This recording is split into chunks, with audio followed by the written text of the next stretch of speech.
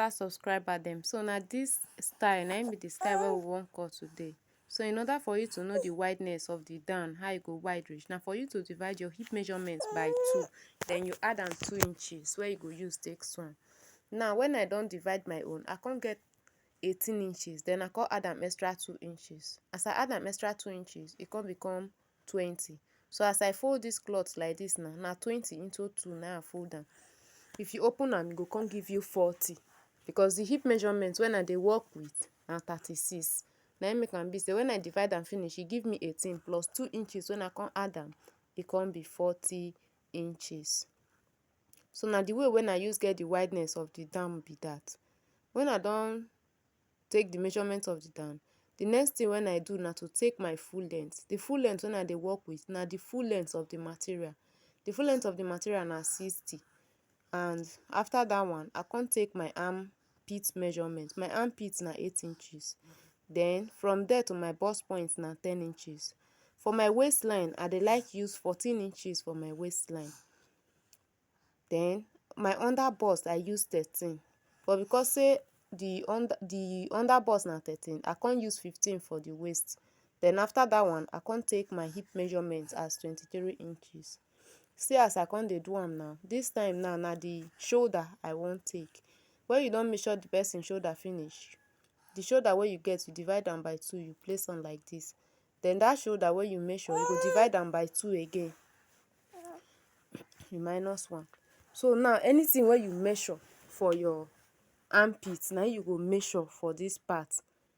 Like anything wey you measure for your shoulder, na you go measure for your armpit line.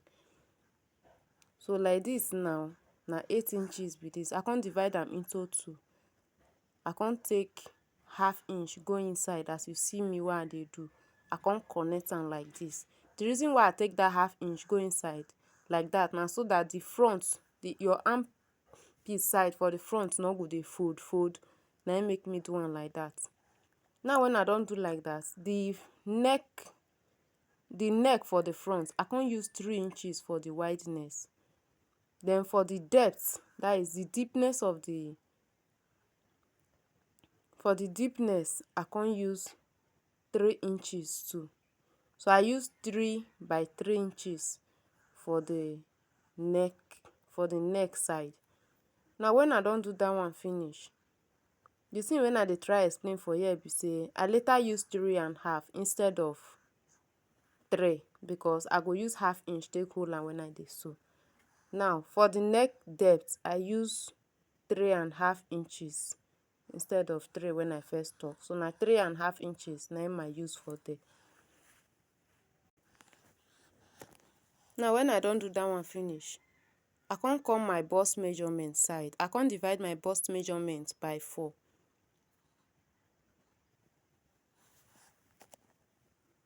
The answer when I get, I come put am like this, come add extra 2 inches. But if you dey use material when dey stretch like my own, abeg no add any 2 inches. The 2 inches too much when I don sew am finish.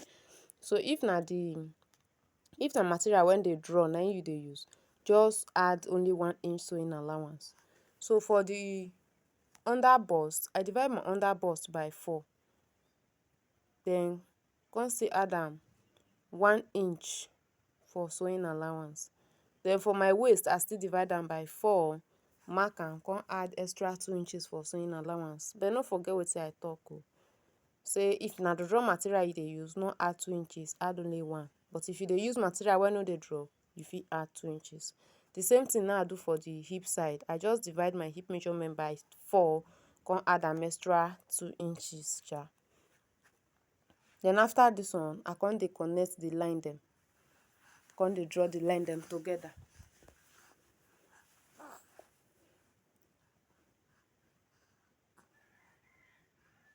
So like this now, I just dey pin am, come drag am so that una go fit see the other end too.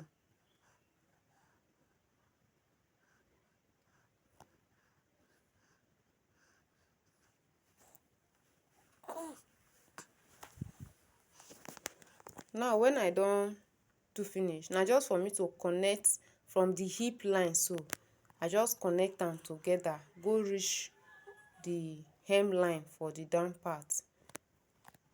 So from this,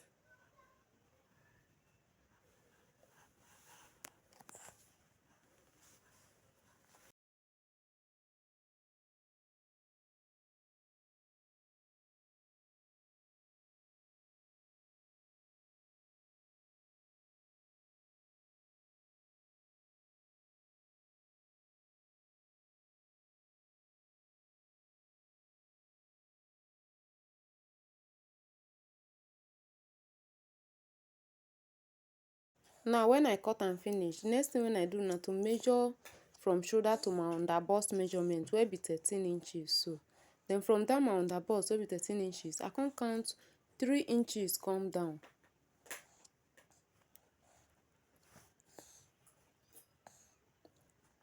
So I come count 3 or 4 inches come down, e come be 17. So na 17 I come mark for there. So from my under bust reach under bust na im be under your breast. So when I measure from there go down come be 17. Now I wan take the place wey be say we go put that rope wey we go use tie am. Na im be your nipple to your nipple. So to get your nipple to your nipple, you go measure am, or you divide your bust measurement by 8 minus 1. Anything wey e give you na im you go measure put for that place. So like this now, I don measure wetin I get for there. My own na 3.5, so I come measure the 3.5 for there. When I put the 3.5 finish, I come mark am like that. Shey you see am from the under bust, so go reach where I mark add am. Na im be the place wey we go put the rope. Now the next thing wey we go do, we go fold this material again to get the back part, because na the front we go use cut the back part. Now I wan fold am so that we go cut the back part. We go use the front cut the back. The only thing wey we go add na zip allowance.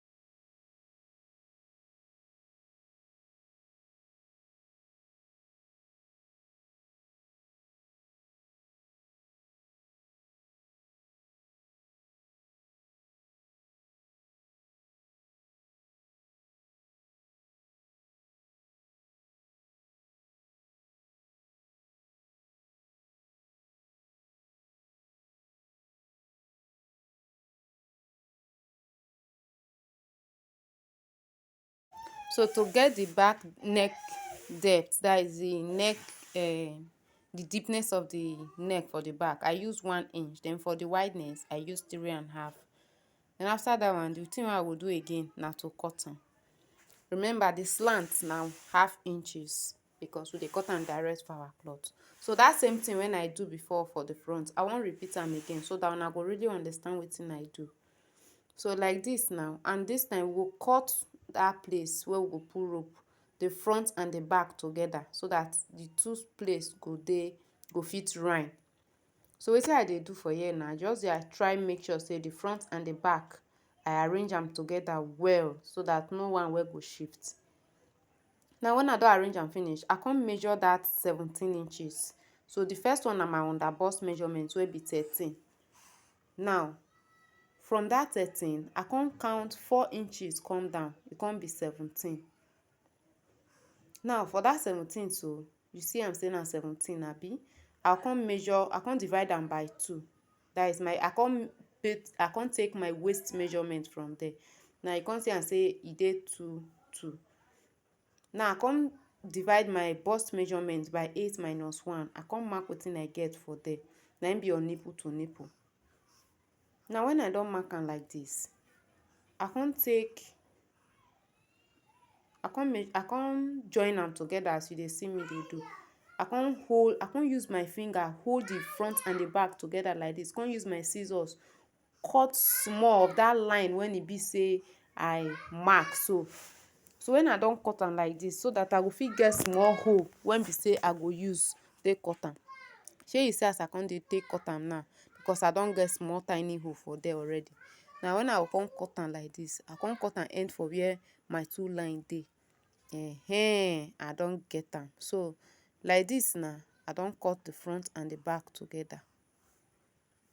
So e be like say my scissors bin not take the down one well before, so I dey try retake am well. So you need to really dey careful for this part too, so that you no go make mistake, and so that the front and the back go fit really dey for the same place, make e no shift. Then make I really take my time take explain this part well for una. So when I don do am like this finish, I'll come divide am. I'll come measure 1 1. That 1 1 na the place when me say I go put the loop or the rope. So I can't get 4 space. Now that 4 space, now there I go put the loops them. That is the hole them. When we say I go we go use tie the rope. Now that place, that 1 inch.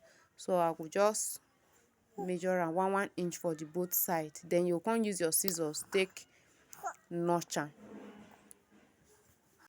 So like this now, I dey use the scissors dey cut am small small, so that when I dey sew am, I go fit know the place then when I go put the rope wey we go pass the rope put. So when I don do am finish like this now, and like this e come be like.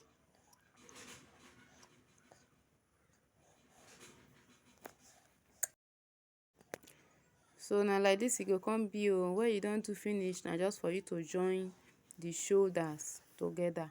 So after that one, the next thing wey we go do now, make I show you how we go take cut the hand. So for the hand, now you go decide the kind hand wey you go like put o, whether na long sleeve o, na short sleeve o, the one wey go get elastic, anyone wey you just want put you put. But for this particular one, the length when I use na 23. I can't put 2 inches sewing allowance when I go use take put elastic. So when I don put am, don mark am finish, the next thing when I go do now na to determine how wide when I want to make it be. And for here, I dey measure the cap's height. That is the place when go enter the armpit direct. When I don measure am, I use 4 inches, mark 4 inches down. That is, I divide my shoulder measurement by 4, come mark am for there. Now I come draw the line from that place come up. You see as I draw am now, then I come locate the midpoint. I come mark the middle of that line for there. So as I mark the middle, I come take half inches go down, take half inches come up for this side, then I come connect the line.